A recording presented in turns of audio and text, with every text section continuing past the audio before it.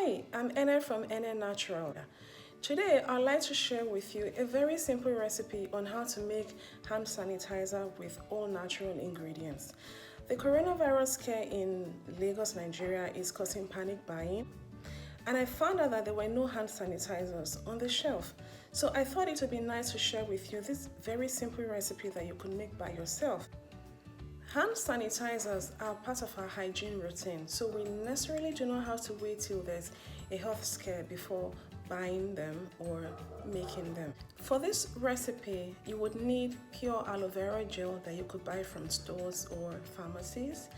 You would also need rubbing alcohol. You can also buy that from pharmacies. You will also need distilled water. You will also need germ-killing essential oils and glycerin. Glycerin is optional, but I always recommend it because it softens the skin and then it attracts moisture and then it locks it into our skin. So for me, glycerin is essential. Germ-killing essential oils that are readily available are lemon oil, lemongrass oil, eucalyptus oil, and tea tree oil. These oils are easily available in stores and pharmacies, which is the reason why I'll be using some of them in making this hand sanitizer.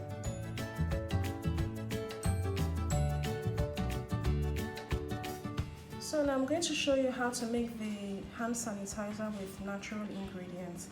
What I have here is rubbing alcohol. Because I order my products in large volume, I don't use any store brand. But what we need to make this small batch is 2 tablespoons of rubbing alcohol. So I've measured out the quantity of rubbing alcohol that we need into this small tub, which I have kept here. We would also need 10 drops of lemon essential oil and 10 drops of eucalyptus oil. We would also need glycerin. What we have here is the glycerin. I have some water here. The measurement here is 15 mils. I won't use all of it, but I just have it measured out here. This is distilled water. So basically the process is very simple. All you need to do is just to mix all your ingredients together. Then I have my pure aloe vera gel here. My measurement here is 120 grams.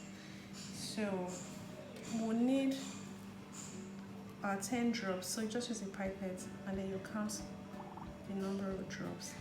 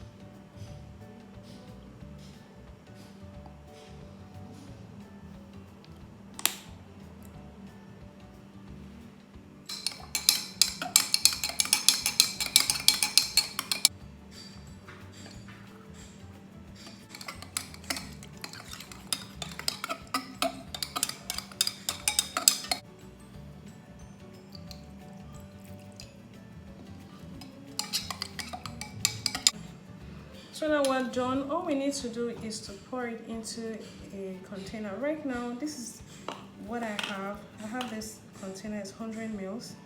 So you will need a funnel to pour it in.